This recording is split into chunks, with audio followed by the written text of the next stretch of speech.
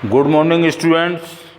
Today I will start the new chapter 5, the fundamental unit of life, that is called the cell, यानी कोशिका। मैं कोशिका के बारे में आपको बताऊंगा कि मतलब सबसे पहले कोशिका है क्या, ये तुमको समझना है। मतलब आधारभूत इकाई, जीवन की आधारभूत इकाई कहलाती है ये, यानी जीवन की आधारभूत इकाई। आधारभूत इकाई क्या कहलाती है? आधारभूत इकाई कोशिका कहलाती है। अगर तुमसे कोई पूछे what is the fundamental unit of life, what is the fundamental unit of our life, हमारे जीवन की आधारभूत इकाई यूनिट क्या है, तो कोशिका। तो इसके बारे में थोड़ा मैं बता दूं, इसको गौर से समझना। जिस प्रकार से हम एक एक ब्रिक्स यानी ईंट लेकर के मकान की ऊंचाई को बढ़ाते जाते हैं, यानी उसका दीवार का आकार ईंटों के लगाने से बढ़ता जाता है, सीमेंट लगाने से बढ़ता जाता है, तो उसी प्रकार से हमारे जीवन में जो शुरुआत होती है वो एक कोशिका से होती है। यानी किससे होती है? एक कोशिका से, यूनिसेलुलर। और एक होते हैं मल्टी सेलुलर, यानी हमारे शरीर में तो मल्टी सेलुलर, हमारे शरीर में तो बहुत सी कोशिकाएं हैं, इसलिए हम मल्टी सेलुलर कहलाएंगे। बहुत से ऑर्गेनिज्म ऐसे होते हैं जिनका शरीर केवल एक कोशिका से ही बना होता है, वो कहलाते हैं यूनिसेलुलर। यूनि का मतलब होता है, यूनि का मतलब क्या होता है? सिंगल। और मल्टी का मतलब होता है मैनी। मल्टी का मतलब मैनी, मैनी का मतलब बहुत सारे।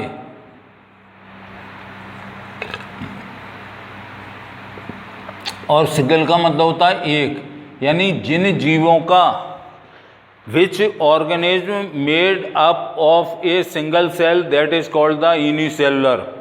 तो यूनिसेलुलर यानी एक कोशिकीय जंतु जितने भी होंगे एक कहलाते हैं यूनिसेल। इसका यूनिसेलुलर का मतलब क्या हुआ? एक कोशिकीय। और जिनका शरीर बहुत सारी कोशिकाओं से मिलकर बनता है वो कहलाते हैं बहुकोशिकीय, यानी मल्टी सेलुलर। जैसे हमारा शरीर बहुत सारी कोशिकाओं से मिलकर के बना है, इसका मतलब है हम क्या हो गए? हम हो गए बहुकोशिकीय, यानी मल्टी सेलुलर। और जैसे अमीबा है, यूग्लिना है, पैरामीशियम है, क्लेमाइडोमोनास है, ये सारे जीव जो होते हैं वो यूनिसेलुलर, अर्थात इनका जीवन जो है एक कोशिका से ही प्रारंभ होता है। उसी कोशिका के द्वारा जीवन के जितने भी कार्य एक जीवित प्राणी में होते हैं वो सारे कार्य उसी एक कोशिका के द्वारा पूर्ण होते हैं। लेकिन ये मैंने बता दी कि जिस प्रकार से मकान जो है एक एक ईंट अगर हम लगाते हुए चले जाएं तो वो दीवार ऊंची हो जाती है और उसका आकार बढ़ता जाता है, उसी प्रकार से हमारे शरीर में कोशिकाओं की संख्या बढ़ती जाती है और हम बहुकोशिकीय हो जाते हैं। लेकिन अब बात ये आती है कि इस सेल का प्रादुर्भाव यानी ओरिजिन ऑफ द सेल, मतलब सेल कहाँ से आई, ये मतलब सबसे पहले डिस्कवरी, ये थोड़ा सा discovery is related to cell, यानी कोशिका से संबंधित इतिहास, कोशिका से संबंधित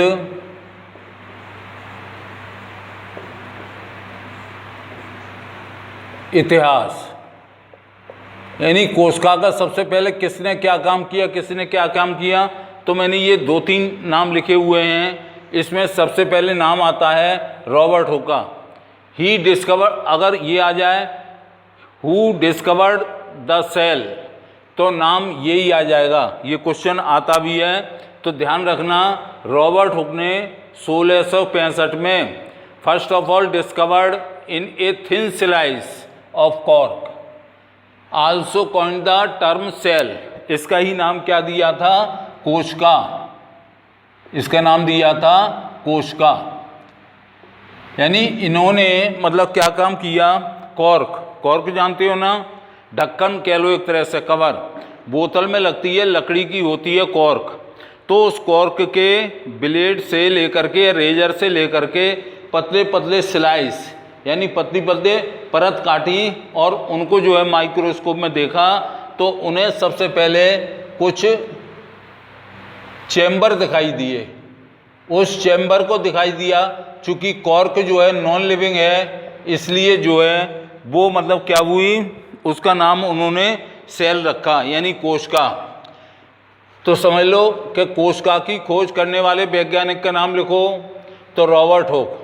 अब रॉबर्ट हुक ने कोशिका की खोज कैसे की, इन्होंने एक कॉर्क की पतली पतली स्लाइस काटी और उस स्लाइस को जब माइक्रोस्कोप में देखा था तो उसमें कमरे के समान यानी कक्ष यानी रूम के समान कुछ खाने दिखाई दिए, कुछ ब्लॉक दिखाई दिए। उसका उन्होंने सबसे पहले नाम दिया था सेल यानी कि कोशिका। तो कोशिका की खोज का इतिहास जो अगर हिस्ट्री देखें तो रॉबर्ट हुक से ही शुरू होता है। इन्होंने 1665 में ये बात कही थी। दूसरे मतलब साइंटिस्ट आते हैं एंटोनियो वैन लीeuwenhoek। इन्होंने मतलब जो है 1674 में अपनी हिस्ट्री दी थी। तो इन्होंने सेल के बारे में ही बताया था, क्या कहा था, ऑब्जर्व लिविंग सेल। इन्होंने तो ये मृत कोशिका थी, क्यों, कार्क जो थी वो कैसी होती है, मृत कोशिका। मृत कोशिका में क्या देखा उन्होंने, छोटे छोटे चैम्बर देखे, उन चैम्बर को ही नाम दे दिया सेल यानी कक्ष, कमरा। अब लेकिन एंटोनियो वान लीeuwenhoek ने मतलब क्या काम किया, इन्होंने 1674 में अपनी स्टडी दी थी। इन्होंने जीवित कोशिका, किसका, जीवित कोशिका का वर्णन किया था।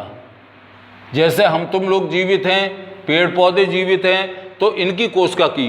तो इन्होंने 1674 यानी 1674 में observe living cell in a drop of pond water यानी तालाब के जल की एक बूंद को लेकर के with the help of the improved microscope, जो इन्होंने खुद माइक्रोस्कोप बनाया था, उसके अंदर तालाब के गंदे पानी की एक बूंद को लेकर के देखा। और किससे देखा, माइक्रोस्कोप से। और ये जो है पहले अध्ययन इनका था, he was the first study to bacteria. एक तो किस पे की, बैक्टीरिया। बैक्टीरिया का मतलब जीवाणु। भाई पानी गंदा है, तालाब का पानी है, उसकी एक बूंद ली थी, उसमें देखा तो जीवाणु दिखाई दिए।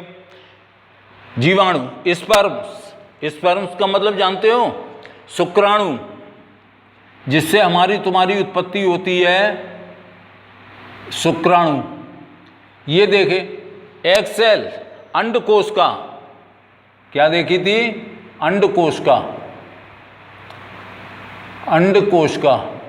और युगलिना, ये एक जानवर है, Euglena and the red blood cells, यानी इसको हम शॉर्ट में ये भी कहते हैं RBC।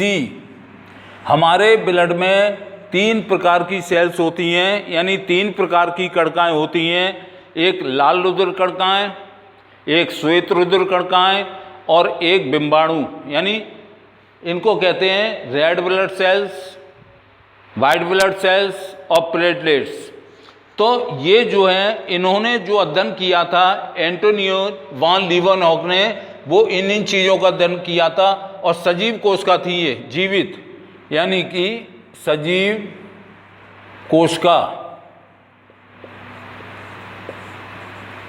सजीव कोशिका का मतलब ये हुआ कि बैक्टीरिया का इन्होंने अध्ययन किया था, स्पर्म यानी शुक्राणु का अध्ययन किया था, एग सेल यानी अंडकोश का, और युगलिना जो है उस जंतु का अध्ययन किया था, और RBC यानी लाल रुधिर कणकाएं, किसका अध्ययन किया था, लाल रुधिर कणकाएं। ये सब जीवित हैं, इनका अध्ययन ही किया था लीeuwenhoek। इन्होंने, किसने, एंटोनियो वान लीeuwenhoek ने। और इनको उसने किस में देखा, सम एनिमल्स यानी कुछ प्राणियों के ये भाग उन्होंने अपने द्वारा अंडर द माइक्रोस्कोप यानी सूक्ष्मदर्शी यंत्र, कौन सा? सूक्ष्मदर्शी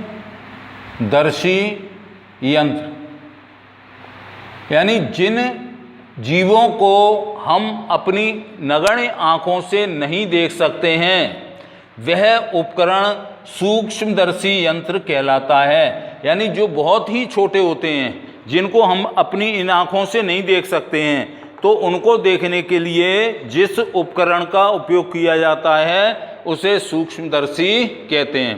तुमने 8th में भी पढ़ा होगा, वहाँ इलेक्ट्रॉन माइक्रोस्कोप के बारे में भी पढ़ा होगा। तो सूक्ष्मदर्शी यानी सूक्ष्म वस्तुओं को बड़े आकार में देखने वाले उपकरण को सूक्ष्मदर्शी या माइक्रोस्कोप कहते हैं। तो ये पहला अध्ययन था जो सजीवों पर किया गया था। इसके बाद आता है रॉबर्ट ब्राउन का नंबर। रॉबर्ट ब्राउन ने 1831 में यानी 1831 में discovered the nucleus in the cell of the orchid root, orchid की जड़, आर्किड की जड़। यानी अगर तुमसे आ जाए ये क्वेश्चन पूछते हैं कि कोशिका में केंद्रक की खोज किसने की? भाई कोशिका जो होती है, कोशिका जो होती है वो क्या होती है? कोशिका जो होती है वो कोशिका झिल्ली द्वारा या कोशिका भित्ति द्वारा घिरी रहती है। अब उसको कंट्रोल कौन करेगा? ये न्यूक्लियस करेगा, बीच में होता है। तो ये न्यूक्लियस की खोज करने वाले वैज्ञानिक का नाम बताओ, या who discovered the nucleus in the cell, यानी सेल के अंदर इसकी केंद्रक की खोज, किसकी? केंद्रक की खोज, न्यूक्लियस यानी क्या? केंद्रक। ये सारी क्रियाओं पर नियंत्रण करता है। यानी कोशिका में केंद्रक वह स्थान होता है कोशिका के अंदर बीच में होता है, इसलिए केंद्रक कहते हैं, इसलिए न्यूक्लियस कहते हैं। तो मतलब ये सारी कोशिका के कार्यों पर नियंत्रण कहाँ से होता है? न्यूक्लियस से ही होता है। तो न्यूक्लियस की खोज करने वाले वैज्ञानिक का नाम बताओ, तो क्या हो जाएगा? रॉबर्ट ब्राउन हो जाएगा, ये 1831 में। अब J.E. पुरकंजे, ये हिस्ट्री चल रही है थोड़ा। तो J.E. पुरकंजे ने 1839 में यानी 1839 में एक पदार्थ खोजा था जिसे कहते हैं प्रोटोप्लाज्म, यानी कि जीव कोशिका द्रव्य या जीव द्रव्य, कोशिका द्रव्य। ये किसके समान होता है? जेली के समान होता है। जेली चिपचिपा पदार्थ आता ना है, जेली समान द्रव्य, जेली समान द्रव होता है। अब ये समझ लो, यहाँ अगर दिखाऊं मैं तो यहाँ जो कोशिका, ये सेल मेम्ब्रेन है यानी कोशिका झिल्ली है। क्या है? कोशिका झिल्ली। इसका पूरा वर्णन मैं बात को बताऊंगा, पहले शुरुआत कर रहा हूँ। कोशिका झिल्ली यानी कि सेल मेम्ब्रेन, सेल मेम्ब्रेन और न्यूक्लियस, यानी ये protoplasm are found between the cell membrane and nucleus. This is the just like fluid like material. ये मतलब फ्लूइड यानी द्रव होता है, ये जो भरा रहता है ये कहलाता है प्रोटोप्लाज्म। और प्रोटोप्लाज्म के बारे में जानकारी किसने दी थी? J.E. पुरकंजे, यानी यही नाम ध्यान रख सकते हो, केवल पुरकंजे। अगर ये आ जाए कोशिका में कोशिका द्रव्य प्रोटोप्लाज्म की डिस्कवरी किसने की? तो किसने की थी? J.E. पुरकंजे ने। कब की थी? 1839 में। सन तो नहीं पूछते लेकिन नाम पूछ लेते हैं, ये ध्यान रखना है। नेक्स्ट आता है J.M. हक्सले। इन्होंने की जो स्टडी थी सेल के बारे में, वो इन्होंने क्या कहा था? He describe protoplasm, he described protoplasm is the physical basis of life, यानी ये जीवन का आधार है। जीवन का क्या है? आधार। जीवन का, भौतिक जीवन का आधार, भौतिक जीवन का आधार। ये बात किसने बताई थी? ये बात बताई थी जे.एम. हक्सले ने। उन्होंने क्या विवरण दिया, उन्होंने क्या एनालिसिस किया? उन्होंने ये कहा था ये प्रोटोप्लाज्म जो सेल मेम्ब्रेन यानी कोशिका झिल्ली और केंद्रक के बीच में जेली के समान गाढ़ा द्रव भरा रहता है, उसको मतलब वो जो है हमारे भौतिक जीवन का आधार है। अगर ये सेल के अंदर से निकल गया तो इसका मतलब ये हुआ कि मतलब उसका जीवन बेकार हो जाएगा, यानी वो मृत अवस्था में आ जाएगा। तो इसका मतलब ये है कि ये है जो हमारा वो क्या कहलाएगा, हमारा जीवन, भौतिक जीवन का आधार कहलाएगा। अब इसके बाद जो खोज की थी वो स्वान एवं स्लाइडेन, तो उसके बारे में मैं थोड़ा लिखूं। और ये इन्होंने सेल थ्योरी दी थी, ये बिगाड़ रहा हूं। इसके बाद स्वान एवं स्लाइडेन की स्टडी लिख रहा हूं, स्वान एवं स्लाइडेन। तो इन्होंने जो कहा था जे.एम. स्लाइडेन, यानी नंबर 6 आ जाएगा, जे.एम. स्लाइडेन।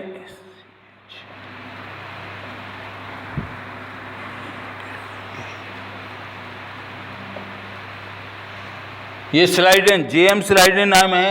इन्होंने कहा था 1938 में अपनी थ्योरी दी थी।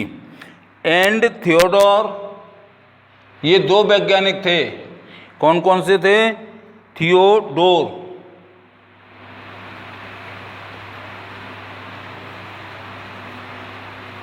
और इन्होंने मतलब जो कहा था, इनका नाम था थियोडोर स्वान।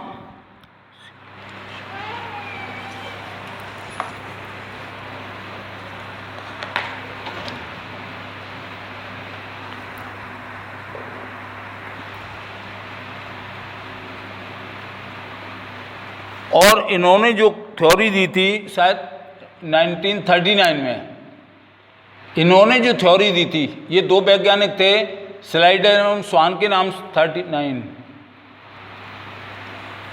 इन्होंने जे.एम. स्लाइडेन ने और जो थियोडोर, जे.एम. स्लाइडेन और थियोडोर स्वान, स्वान एवं स्लाइडेन, ये नाम लिखे दे रहा हूँ यहाँ, और स्वान एवं स्लाइडेन, ये स्लाइडेन लिखा हुआ है, स्लाइडेन, ये शॉर्ट में आता है। इसमें मतलब क्या हुआ, इन्होंने एक थ्योरी दी थी, उस थ्योरी का नाम रखा था सेल थ्योरी। तो हम ये कह सकते हैं ही proposed the cell theory.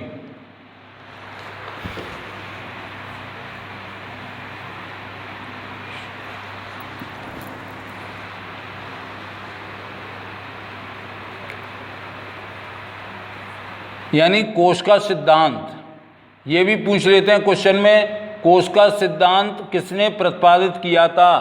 Who proposed the cell theory, यानी कोश का सिद्धांत। और इस सिद्धांत के मुख्य बिंदु क्या हैं? What is the main point of this theory? तो इन्होंने जो है सेल थ्योरी यानी कोश का सिद्धांत को प्रतिपादन करने वाले वैज्ञानिक का नाम क्या है? जे.एम. स्लाइडेन और थियोडोर स्वान। इन्होंने मतलब हम ये कह सकते हैं, अगर ये सिद्धांत क्या है ये पूछ ले तुमसे, किसने प्रपोज्ड किया था, यानी किसने प्रस्तावित किया था, ये तो वैज्ञानिकों के नाम आ गए, उन साइंटिस्ट के नाम आ गए, दो थे, स्लाइडेन और स्वान। तो इन्होंने मतलब जो है इस सिद्धांत के अनुसार क्या चलेगा, तो according to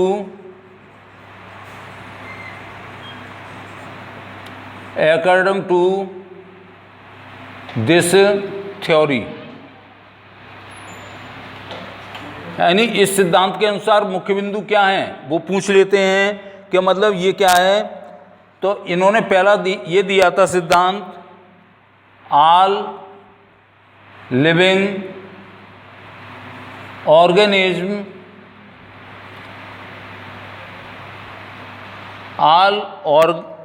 all living organism are made up of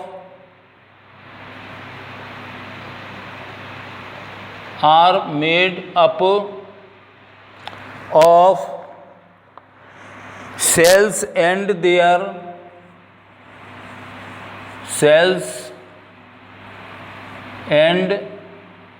their products। पहला बिंदु ये दिया था, तो मतलब क्या हुआ, जितने जीवित प्राणी हैं वो मतलब किसके बने होते हैं, कोशिका और कोशिका से उत्पादित होने वाले पदार्थों से बने होते हैं। यानी हम ये कह सकते हैं सभी जीव कोशिका और कोशिका से बने उत्पाद, कोशिका से बने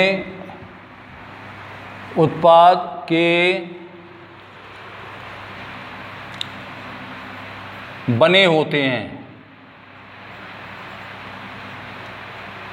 क्या मतलब हुआ, जितने भी लिविंग ऑर्गेनिज्म हैं वो सेल से बनेंगे, कोशिका से बनेंगे। मैंने कहा था ना शुरू में कि मकान बनाते हैं तो जैसे एक ईंट लेते हैं, मकान बनाने की इकाई जो है एक ईंट है या एक ब्रिक्स है, उसी तरह से जीवित प्राणी का जो निर्माण होता है वो कोशिका से और उससे बने उत्पाद, यानी कोशिका के जो उत्पाद होते हैं उनसे मिलकर के बने होते हैं। अब दूसरा इन्होंने दिया था cell is the structural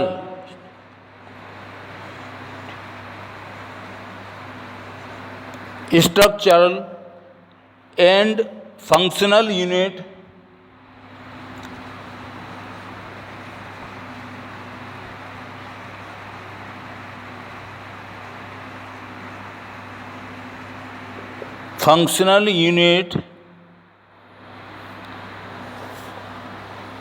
functional unit of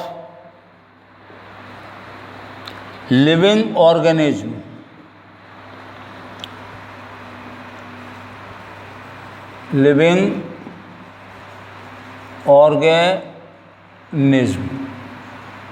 क्या मतलब हुआ इसका, cell is the structural and functional, संरचनात्मक और क्रियात्मक इकाई है। कौन सी इकाई है, संरचनात्मक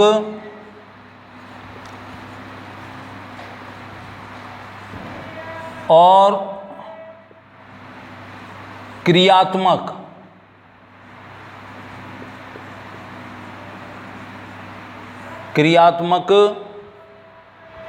इकाई है, यूनिट। दूसरा सिद्धांत का मुख्य बिंदु क्या था, पहला क्या था, जितने भी जीवित प्राणी होते हैं वो कोशिका और कोशिका के बने हुए उत्पाद के होते हैं। दूसरा इन्होंने कहा था cell is the structural and fundamental unit of living organism. तो जितने भी जीवित प्राणी होते हैं उनके जीवन की आधारभूत इकाई जो होती है वो कैसी होती है, संरचनात्मक और क्रियात्मक होती है। इसके बाद एक बिंदु और दिया था, वो ही बस बता रहा हूँ तुम्हें भाई। तो ये सेल थ्योरी के बिंदु हैं, मतलब वो पूछ लेते हैं क्वेश्चन, कोश का सिद्धांत कृष्ण ने प्रस्तुत किया था और उस सिद्धांत के मुख्य बिंदु बताओ। तो ऑल सेल्स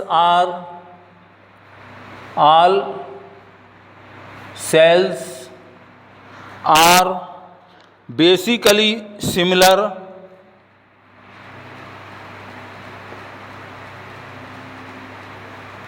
माने समान, आधारभूत सेल्स से होते हैं बेसिकली सिमिलर, यानी कैसे होते हैं, basically similar in their structural, in there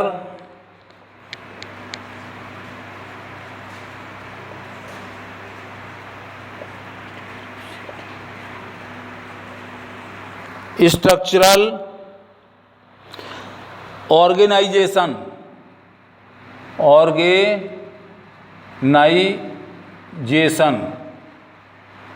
S लगा लो या जेड लगा लो, कुछ भी लगा लो। अच्छा ये सही कर दें, ऑर्गेनाइजेशन, SATION कर दो। ऑर्गेनाइजेशन का मतलब है संगठन। जैसा दीवार जब हम बनाते हैं तो किसका संगठन रहता है, ब्रिक्स का और सीमेंट का। तो उसी तरह से all cells are basically similar, यानी बेसिकली सिमिलर यानी मूलभूत समान संरचना, यानी ये कह सकते हैं कि सभी का जीवित सेल्स का जो संगठन होता है, ऑर्गेनाइजेशन होता है, वो मूलभूत संरचना उनकी कैसी होती है, समान।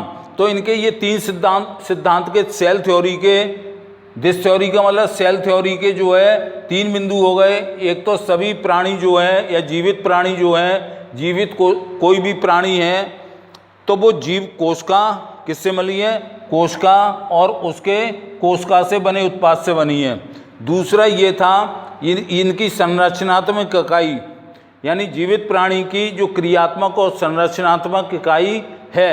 और तीसरा ये बताया था इनका बेसिकली सिमिलर स्ट्रक्चर होता है संगठन का। संगठन का मतलब है कि जिन पदार्थों से मिलकर के बना होता है वो सभी पदार्थ आपस में संगठित हो जाते हैं। कोई एक पदार्थ नहीं होता, कई एक पदार्थ मिलकर ऑर्गेनाइज करते हैं और उनसे कोशिका का निर्माण होता है। ये तीन बिंदु बताए थे किसने, सेल थ्योरी दी थी स्लाइडेन एवं स्वान ने। तो नेक्स्ट चैप्टर में मैं इसके कुछ टाइप ऑफ सेल और एनिमल सेल और प्लांट सेल के बारे में बताऊंगा। Thank you.